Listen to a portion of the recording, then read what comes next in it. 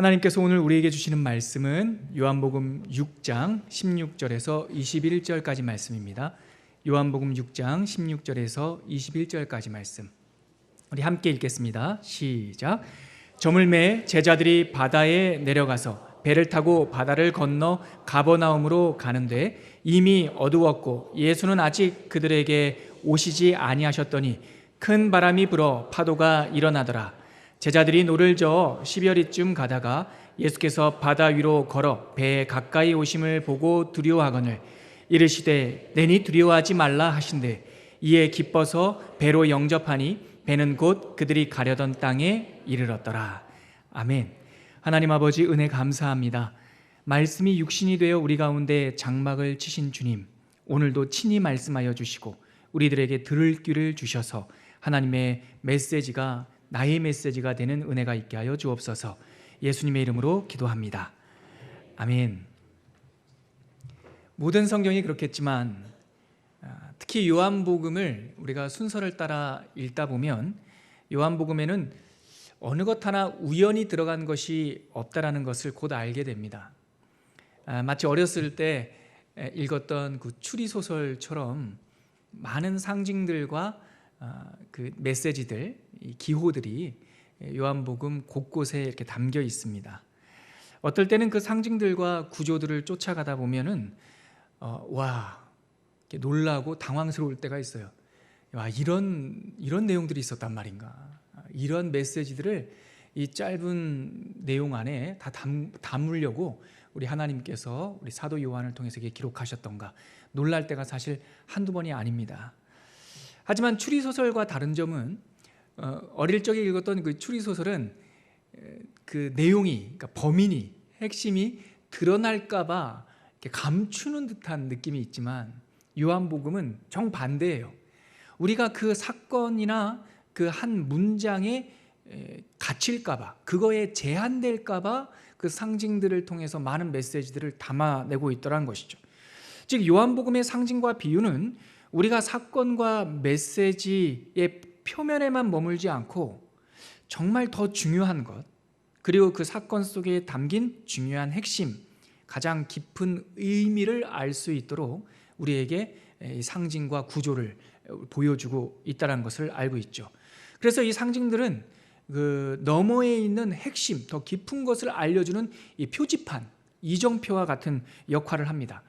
여러분 기억하실지 모르겠지만 요한복음을 우리가 시작하면서 요한복음 1장 태초에 말씀이 계시니라, 이 말씀이 하나님과 함께 계셨고 이 말씀이 곧 하나님이시다, 이 표현이 창세기의 상징을 고스란히 갖고 오고 있다고 제가 말씀드린 바가 있습니다. 그래서 제가 불어로 우리가 알고 있는 흔한 말인데 오마주 이런 말을 썼죠. 이 복사, 흉내냄 이렇게 볼 수 있지만 짝퉁, 가짜가 아니라 그 메시지가 너무나 중요하기 때문에 그 메시지를 거의 복사하듯이 흉내내듯이 그대로 가져오는 거예요. 요한복음 1장은 창세기의 오마주예요.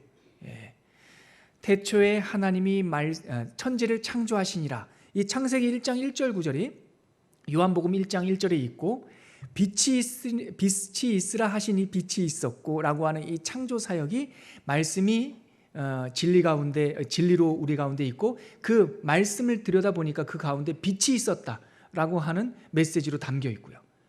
창조 이야기가 첫날부터 여섯째 날까지 빛부터 시작해서 인간까지, 사람까지 이렇게 창조되는 순서처럼 하나님의 말씀이 요한복음 1장에 보면 이 본인의 땅, 하나님의 백성 가운데 내려오는 이야기가 요한복음 1장에 읽죠. 그래서 요한복음 1장은 창세기의 오마주인 걸 알게 돼요. 그런데 여러분, 오늘 우리가 지난주부터 읽고 있는 요한복음 6장은 말이에요, 어쩌면 처음 듣는 분도 계실지 모르겠는데 이 요한복음 6장은 출애굽기의 오마주입니다. 출애굽기의 상징과 출애굽기의 구원 이야기가 고스란히 요한복음 6장에 다 담겨 있습니다. 그래서 지난주 기억하시겠죠? 지난주에 제가 오병이어라고 하는 그 기적사건, 유명한 그 기적사건을 설명하면서 요한복음은 특별히 이 오병이어가 일어났던 이 때가 6월절에 가까웠다, 유월절 근방이었다라고 요한복음 6장 4절에 기록되어 있습니다. 그걸 우리가 점검했죠. 이 유월절이라는 절기가 출애굽기에서 시작되는 절기입니다. 이집트라고 하는 이 나라에서 430년 동안 종살이하던 하나님의 백성이 이집트라고 하는 세상의 권력, 세상의 주권에 눌려있던 이 백성들이 하나님의 기적으로 해방되는 날이 유월절이었어요. 죽음의 사자가 그 나라를 덮던 날, 어린 양의 피와 어린 양의 피가 문 임방과 설주에 이렇게 칠해져 있을 때 그 어린 양의 피를 보고 죽음의 사자가 넘어가요. 패스 오버. 넘어가는 사망이 넘어갔다라는 것을 기념하는 새로운 생명, 거듭남, 중생을 기념하는 것이 유월절이었죠. 요한복음 6장에는 이 오병이어의 이 사건이 바로 유월절에 있었다는 것을 얘기하고 있고, 또 요한복음 6장의 내용은 하늘에서 내려온 생명의 떡, 그 떡 얘기를 하고 있어요.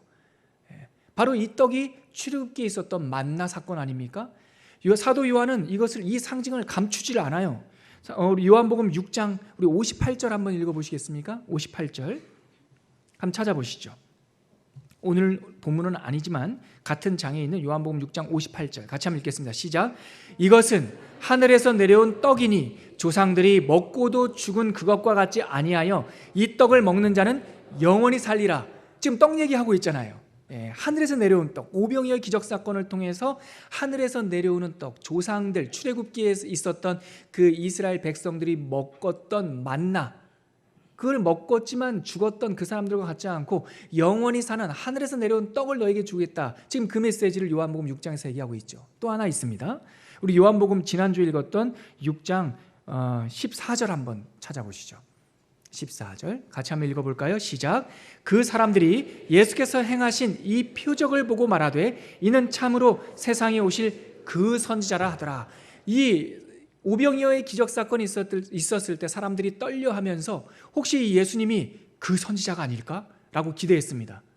이 그 선지자라고 이스라엘 백성들이 기대했던 그 사람이 바로 출애굽기의 리더였던 모세가 예언했던 너희들 가운데 나와 같은 선지자 한 명을 세울 것이라 했던 그 예언입니다.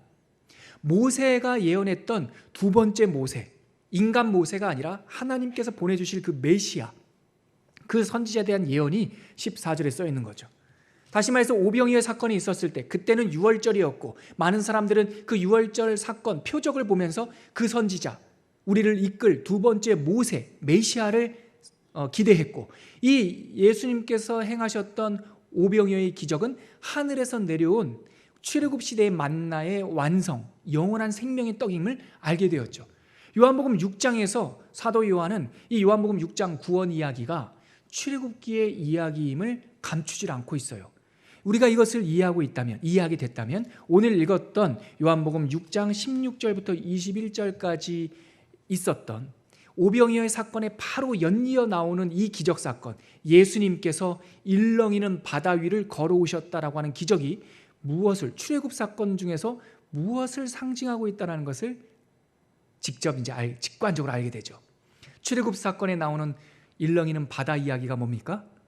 홍해바다 이야기죠. 이스라엘 백성은 바다를 가르고 나오면서 구원 이야기가 시작된 겁니다.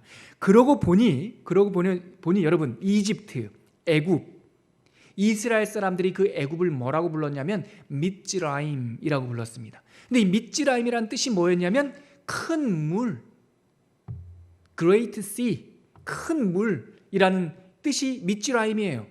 그러고 보니 이 미츠라임, 애굽에서 하나님의 백성을 구원했던 그 리더가 누굽니까? 모세라는 이름의 뜻이 무엇이죠? 물에서 건져내었다라는 거죠. 출애굽기는 물에서 건짐받는 일이었고 구원의 이야기였고 생명의 떡 이야기였고, 그 이스라엘 백성을 구원하는 사람은 그 선지자 바로 모세, 두 번째 완성된 모세보다 크시니 예수님의 이야기였다는 걸 알게 되는 거죠. 그러므로 오늘 우리가 그저 어떤 하나의 기적사건처럼, 자연 기적처럼 알고 있었던 일렁이는 바다 위를 걸어오시는 예수님의 이 메시지는 출애굽기에 담겨있던 구원 이야기임을 알게 되는 것이죠. 예수님께서는 그 바다를 밟고 그 바다 한가운데 있었던 예수님의 제자들, 우리들에게 찾아오시는 겁니다. 오늘 말씀을 통해서 이 바다를 밟고 오셨던 예수님께서 우리들에게 주신 이 구원의 의미가 무엇인지 함께 묵상하려고 하고, 세 가지 메시지를 저와 여러분들이 이 말씀 속에서 발견하기를 바랍니다. 첫 번째, 풍랑이는 바다를 건너오신 예수님. 그 메시지는 첫째, 우리를 고난의 바다에서 구원하셨다라는 겁니다. 예수님께서는 고난의 바다에서 우리를 구원하신 분이에요. 그 구절을 한번 읽어볼까요? 18절 말씀입니다. 18절 말씀 같이 한번 읽겠습니다. 시작. 큰 바람이 불어 파도가 일어나더라. 네, 예수님의 제자들이 지금 바다 한가운데 있었어요. 근데 그때가 큰 바람이, 역풍이 불어서 바다가 출렁이기 시작했습니다. 근데 오늘 우리가 읽은 요한복음 6장뿐만 아니라 이 이야기를 기록하고 있는 병행 본문이 있어요. 마태복음 14장과 마가복음 6장에도 동일한 얘기가 나와 있는데, 오늘 짧게 큰 바람이 불어 파도가 일어나더라라고 묘사되어 있는 이 내용을 마치 기자처럼 좀 더 자세히 기록하고 있는 우리 마태복음 본문 한번 찾아볼까요? 마태복음 14장 24절입니다. 어떤 상황이었는지 좀 더 자세하게 기록되어 있습니다. 같이 한번 마태복음 14장 24절 함께 읽겠습니다. 시작. 배가 이미 육지에서 술이나 떠나서 바람이 거스름으로 물결로 말미암아 고난을 당하더라. 배가 이미, 제자들을 예수님께서 오병이어의 사건이 지난 후에 어떤 이유에서인지 백성들을 흩으시고 예수님은 홀로 산에 올라가신 후에 제자들을 바다 건너편, 다시 쉬러 왔던 이곳의 건너편에 있는 가버나움으로 보내시는 거예요. 그랬는데 바다에 그 갈릴리 바다 한가운데 제자들이 있을 때 바람이 거슬렀어요. 다시 말해서 역풍이 불었어요. 그래서 물결이 막 일어났죠. 그 시간이 마태복음 14장 25절에 보니까 밤 사경 이렇게 되어 있습니다. 밤 시간을 예수님 유대인들은요 3시간씩 묶어가지고 1경, 2경, 3경, 4경, 로마 사람들은 4시간씩 묶어가지고 1경, 2경 이렇게 나눴습니다. 활동이 많이 없던 시간이기 때문에 60분씩 이렇게 잘게 나누지 않고 크게 나눴죠. 옛날 우리나라 어른들은요 밤 시간을 2시간씩 나눠가지고요 1경, 2경, 3경 나눴죠. 이 제4경이라는 것이 이스라엘의 시간 지표로 보면 새벽 4시입니다. 새벽 4시에 이스라엘 제자들이, 예수님의 제자들이 바다 한가운데 있을 때 역풍이 불기 시작했고 파도가 일어나기 시작했어요. 그랬더니 24절 우리가 읽었던 구절에 그들이 어떤 상황에 놓였습니까? 고난을 당하게 되었던 거죠.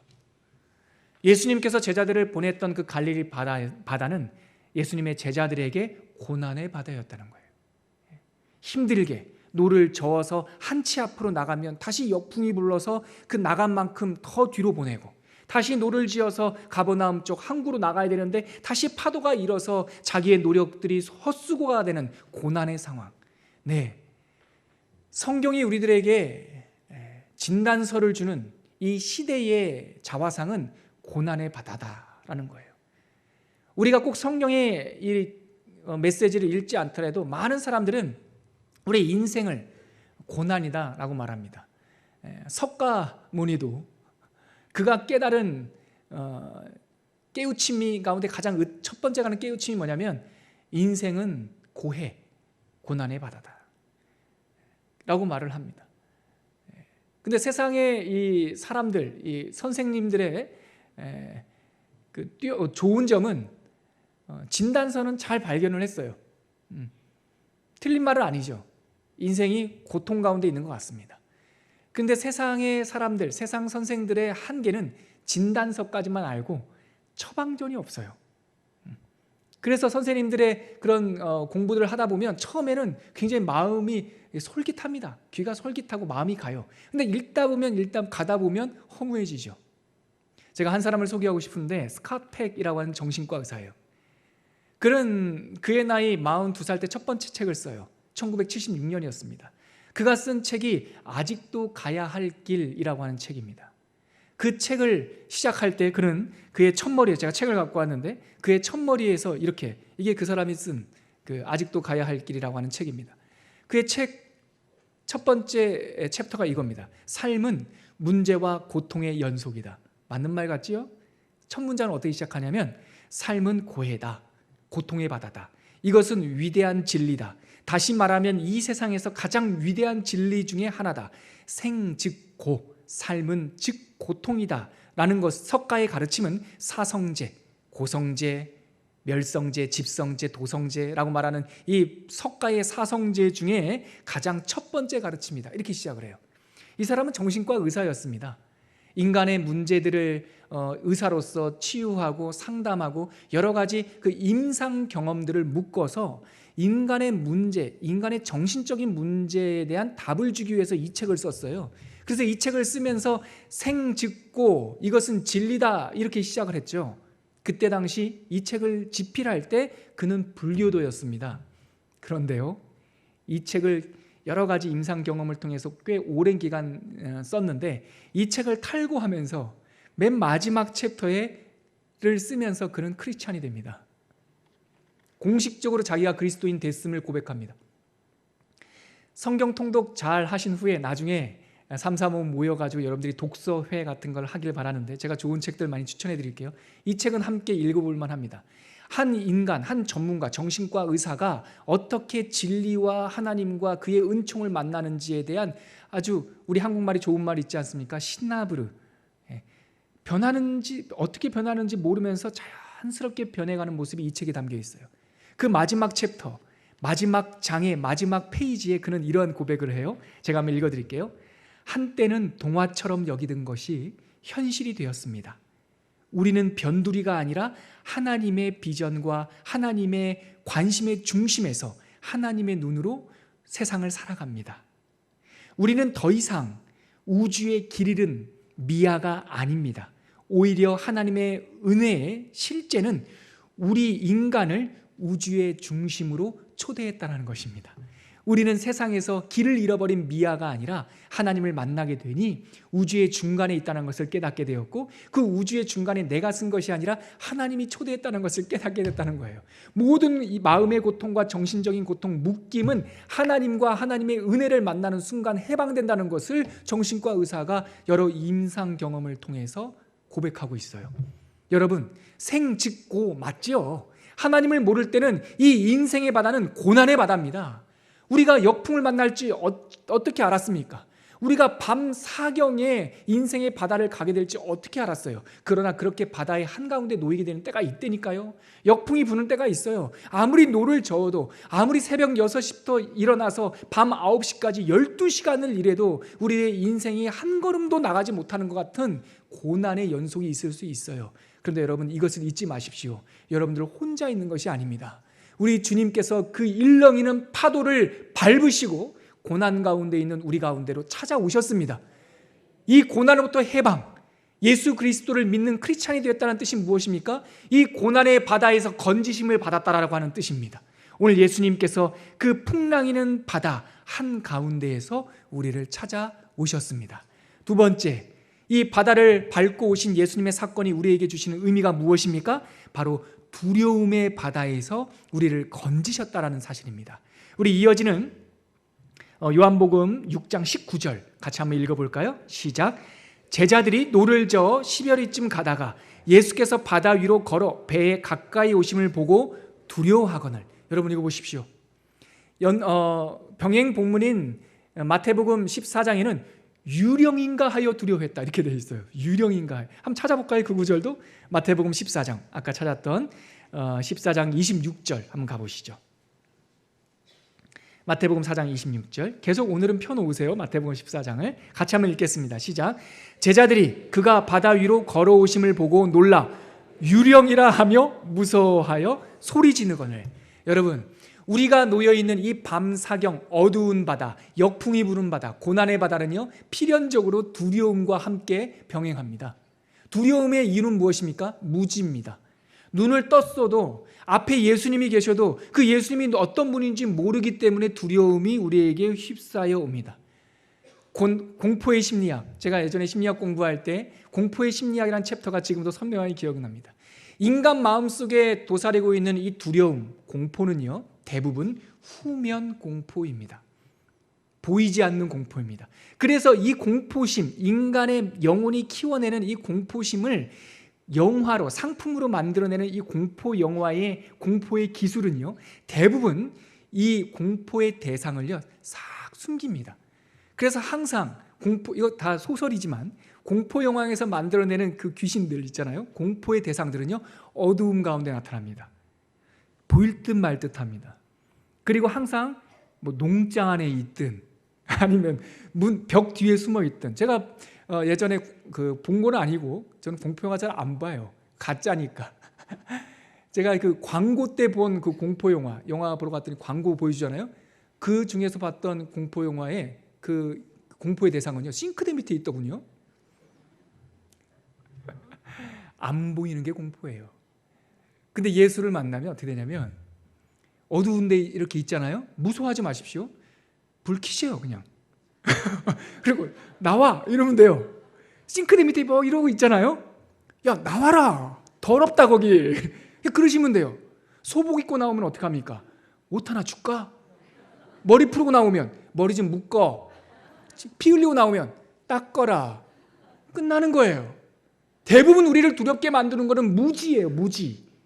그리고 그가 무서운 것이 아니라 내 마음속에서 두려움을 만들어내요. 주님께서 어두움 가운데, 안 보이는 가운데 유령인가 하여 두려워하는 우리들에게 주님께서 뭐라고 말씀하십니까? 요한복음 말씀 다시 한번 보시죠. 20절 말씀 같이 한번 읽어볼까요? 요한복음 6장 20절 시작. 이르시되 내니 두려워하지 말라 하신대. 뭐라고 말씀하셨다고요? 나다, 두려워하지 마라. 주님께서 우리들에게 이 밤 사경, 역풍이 부는 고난의 바다 가운데 두려움에 휩싸여 있는 우리들에게 찾아오신 이 구원 사건의 의미가 뭐냐면, 나다, 두려워하지 마라. 우리 구절 한번 따라해 볼까요? 나다, 두려워하지 마라. 구원받았다는 의미가 이겁니다, 여러분. 더 이상 어두움과 모르는 것과 무지 가운데 두려움에 휩싸이지 않습니다. 여러분, 영적인 눈을 딱 뜨셔서 예수님을 바라보시기 바랍니다. 돈이 없으면 대우 못 받을 거라고요? 거짓된 신화입니다. 나다, 두려워하지 마라. 못 배우면 대우 못 받을 거라고요? 아니에요. 나다, 두려워하지 마라. 제가 예전에 모교회에 있을 때 한 권사님이 근심이 가득했어요. 어쩐 일인가 했더니 자꾸 꿈자리가 사납답니다. 꿈만 꾸면 누가 자꾸 쫓아온대요. 그때는 제가 아무것도 모르던, 이러한 영적인 원리도 잘 모르던 사람이었는데 제가 권사님께 물었죠. 권사님, 뭐가 그렇게 쫓아와요? 꿈만 꾸면, 잠만 자면 자꾸 밤에 뭐가 쫓아와가지고 도망다니니까. 세상에도 힘든데 꿈에서까지 도망다니니 얼마나 힘듭니까? 단잠 못 주무시고. 그래서 뭐가 자꾸 쫓아와요? 그랬더니 놀랍게도 뭔지 모르겠대요. 왜냐하면 쫓아오는 느낌만 들면 무조건 도망갔다는 거예요. 그래서 제가 권사님 앞에 아무것도 모르면서 이렇게 옳은 말로 권면했어요. 권사님, 오늘 밤에 혹시 또 그 녀석이 나타나면 어차피 도망갈 거 누군지 알고나 좀 도망가면 안 되겠습니까? 멈춰서서 뒤를 돌아가지고 어떻게 생겼는지 얼굴 좀 한번 보십시오. 그리고 예수의 이름을 한번 물리치십시오. 제가 들은 게 있어서 그렇게 권했어요. 알아서 권한 게 아니라 들은 대로 권했어요. 그날 밤에 또 그 녀석이 나타났답니다. 자꾸 쫓아오더래요. 그때 제가 했던 말이 기억이 나가지고, 그 가위 눌렸을 때 참 어려운 마음이 있지만 마음을 굳게 먹고 멈춰서서, 그래, 그분 권사님 표현입니다. 어떻게 생겼는지 낯짝이라도 보자고 뒤로 확 돌았대요. 근데 여러분, 놀랍게도 아무것도 없더랍니다. 그날부터 쫓아오던 그것이 없어졌대요. 할렐루야. 여러분들 뭐 때문에 이렇게 쫓깁니까? 뭐 때문에 이렇게 두렵습니까? 뭐 때문에 여러분들의 인생, 여러분들의 에너지, 여러분들의 마음이 다 낭비하고 여러분들의 가야 될 길로 가지 못하고 그 두려운 곳에 쫓겨 살면서 이 골목 저 골목 도망 다니고 있습니까? 멈춰 서세요. 내니 두려워하지 말라라고 말씀하셨던 예수님과 함께 여러분들의 뒤를 쫓아오는 그 두려움의 대상을, 얼굴을 직시하십시오. 그리고 이렇게 말씀하십시오. 물러가라, 물러가라. 예수께서 나와 함께 하고 계시다라는 그 자유 선언하시길 바랍니다. 구원이란 무엇입니까? 이 두려움의 사슬에서 벗어나는 것입니다. 예수와 함께 살기 때문에 어떤 것도 나를 결박하거나 결속하지 못합니다. 6월절 사건의 의미가 뭐냐면, 더 이상 이집트의 왕 파라오가 나의 왕이 아니라고 하는 선포예요. 어떤 것도 나를 두렵게 하지 못한다는 선포예요. 내가 자유인임을 고백하고 홍해 앞에 가는 거죠. 두려움의 바다가 갈라지고 우리는 마른 땅으로 바다를 건널 것입니다. 이것이 바로 구원 사건인 것이죠. 예수님께서 지금 두려움의 바다 한가운데로 걸어오셔서 두려움에 떨고 있는, 무지의 두려움에 떨고 있는 제자들을 잡으시고 내니 두려워하지 말라 말씀하셨습니다. 우리는 다 그 음성을 들은 사람들입니다. 세 번째, 예수님께서 그 바다를 밟고 우리에게 오신 구원의 의미가 무엇입니까? 탐욕의 바다, 탐심의 바다에서 우리를 구원하신 사건이에요. 자, 오늘 요한복음 6장에 보면 20절에서 21절 사이에 아무 내용이 없지요. 내니 두려워하지 말라 하신 다음에 제자들이 기뻐하는 장면이 바로 나오는데, 기자처럼 이 사건을 생생하게 기록하고 있는 마태복음에 보면 이 사이 20절과 21절 사이에 있었던 또 다른 사건 하나가 기록되어 있습니다. 마태가 베드로랑 짝꿍이었어요. 베드로랑 친했습니다.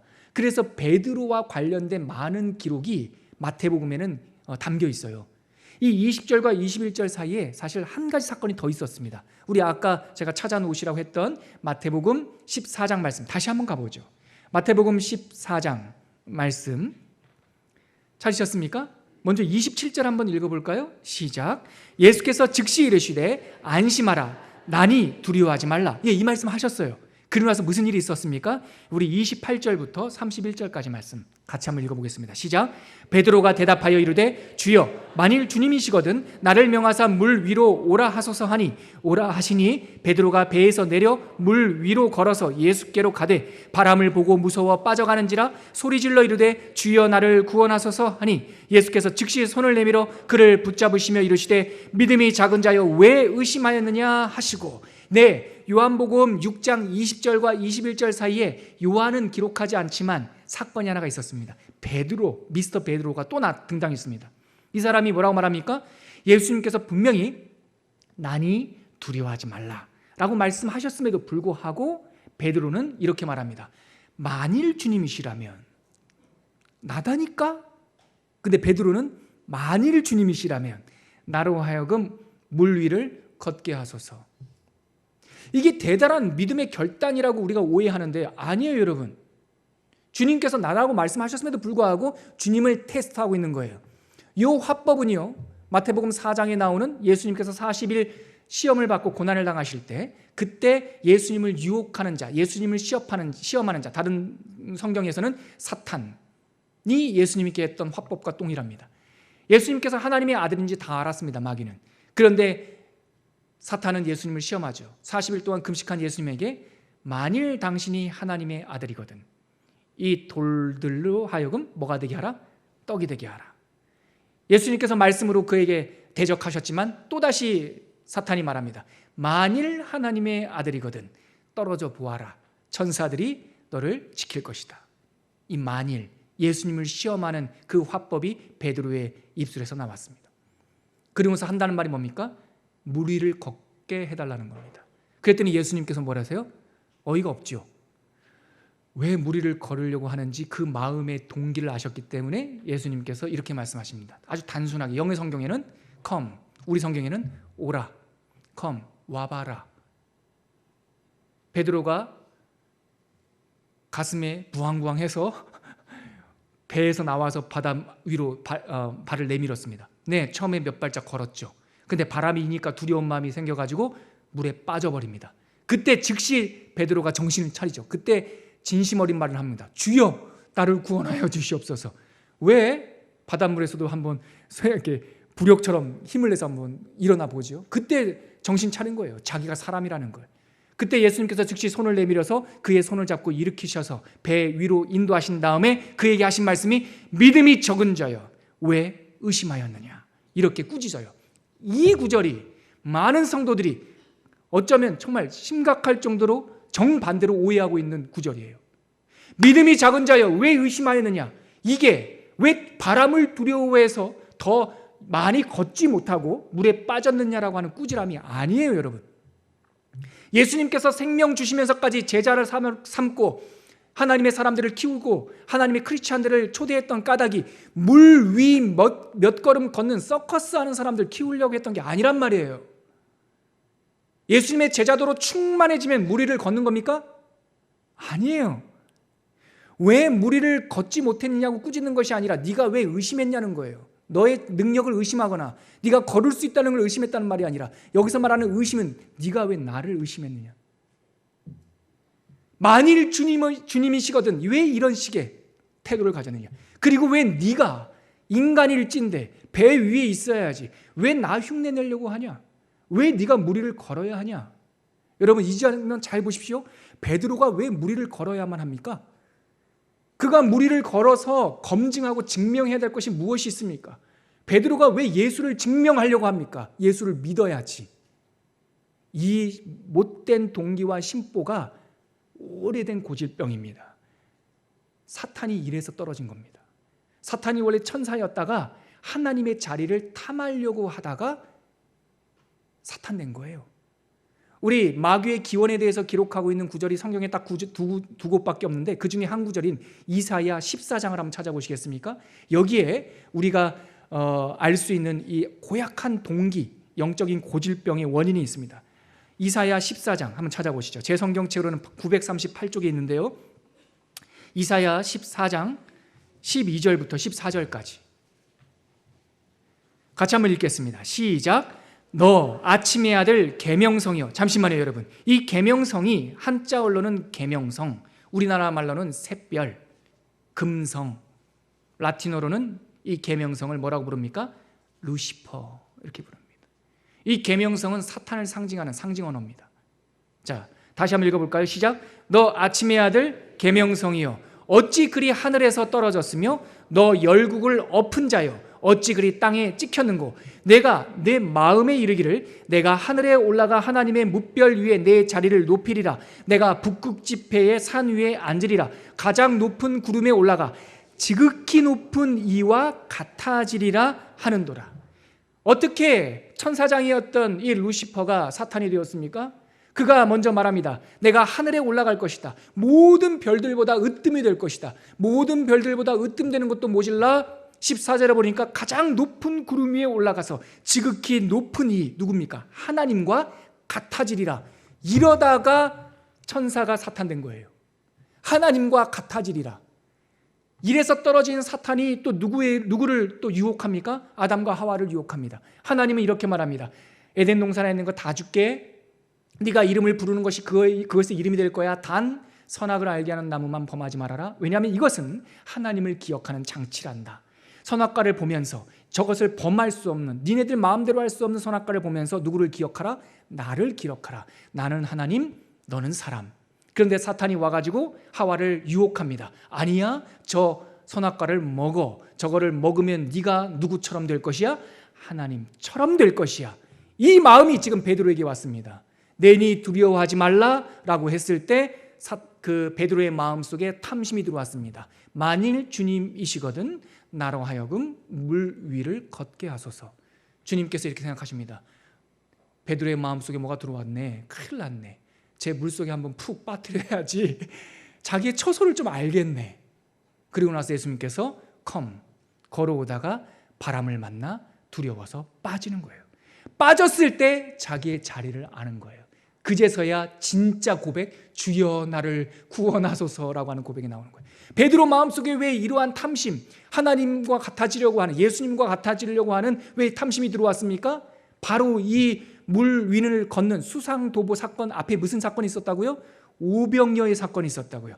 떡 5개, 물고기 2마리로 5,000명, 장정만 5,000명, 아이들과 여인들까지 합치자면 적게는 15,000명, 많게는 2만 명의 백성들을 예수님께서 기적을 베푸셔서 먹이셨던 사건이 있었단 말이에요. 근데 여러분 보십시오.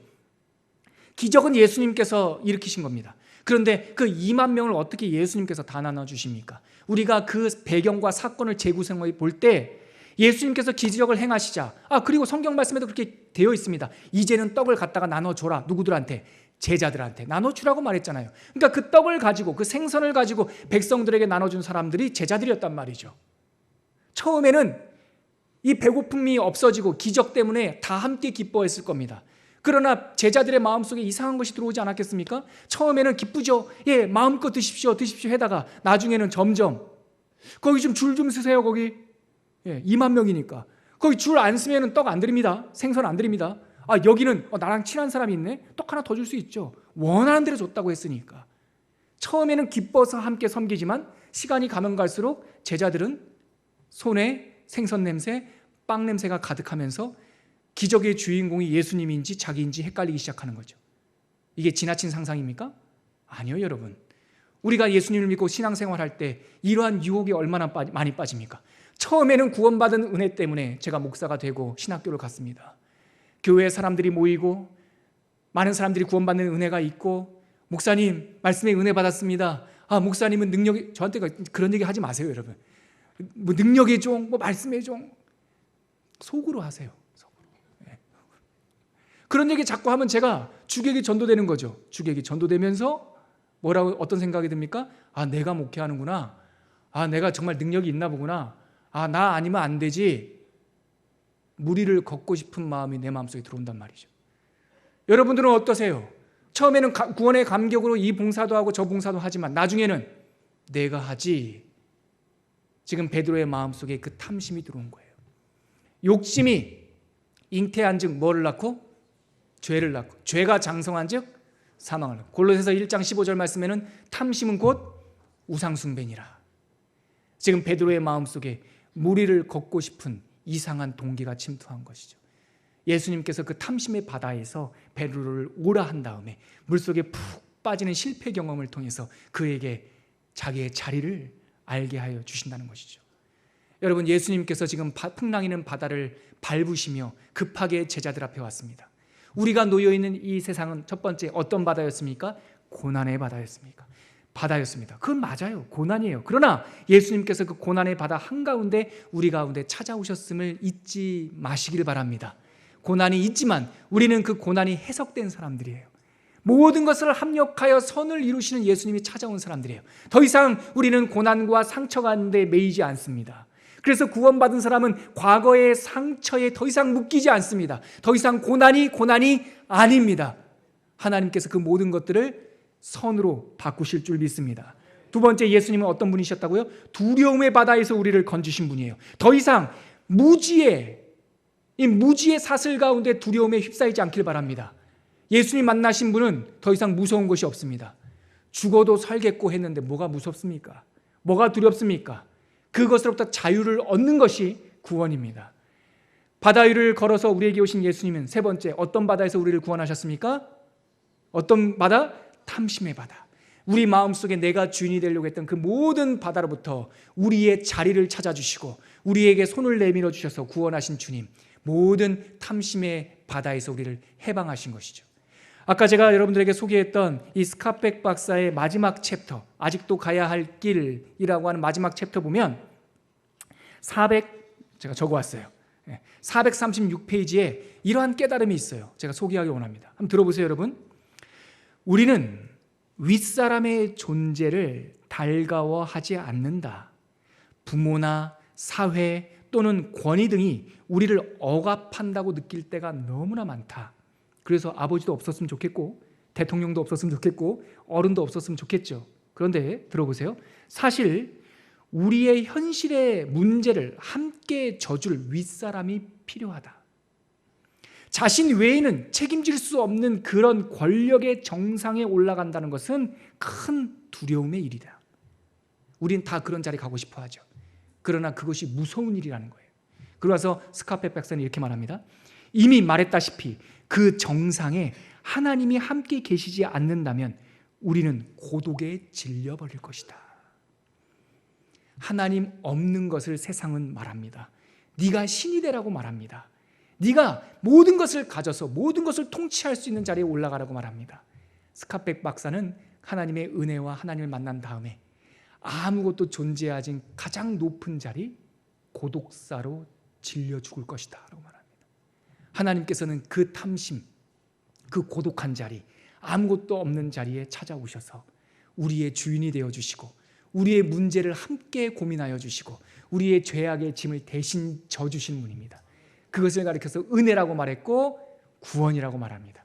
우리 주님은 이 탐심의 바다에서 우리를 구원해내셨습니다. 주님을 만나시길 바랍니다. 주님을 여러분들의 왕좌에 모시고 주님께서 여러분들의 인생의 선장이 되시는 그러한 은혜를 받으시길 주의 이름으로 축복합니다. 우리가 오늘 말씀 묵상하시면서 하나님, 우리들을 고난의 바다에서 구원해 주신 것을 믿습니다. 두려움의 바다에서 구원하심을 믿습니다. 하나님, 탐심의 바다에서, 탐욕의 바다에서 구원하여 주심을 믿습니다. 이제는 풍랑 있는 바다에서 요란 떨거나 두려워하지 않고 소망의 항구로 나아가게 하여 주시옵소서. 우리 같이 결단하면서 기도하겠습니다. 하나님 아버지, 은혜를 감사합니다. 오늘 말씀을 통하여서 하나님께서 우리에게 주신 이 풍랑이는 바다 가운데서 우리에게 주신 구원의 의미에 대해서 우리가 함께 묵상했습니다. 하나님, 우리에게 고난에 그리고 두려움에 우리의 탐욕의 바다에서 구원받았다는 사실을 알게 하여 주시옵시고, 하나님과 더불어 소망의 항구, 하나님의 기쁨의 땅으로 나아가는 하나님의 구원받은 백성들, 하나님의 친백성들 다 되게 하여 주시옵소서. 하나님 아버지, 고난과 두려움과 탐욕의 바다에서 우리를 해방하신 후에 그들이 기뻐서 배로 영접하고 그들이 가려던 땅에 이르렀다라고 하는 이 말씀처럼 우리가 예수님과 함께 기뻐하게 하여 주시고, 주님을 우리의 인생에 영접하게 하여 주시고, 하나님의 천국의 항구, 소망의 항구에 이르도록 이끌어 주시옵소서. 그 구원을 찬양하고 감사드리며 예수님의 이름으로 기도합니다. 아멘.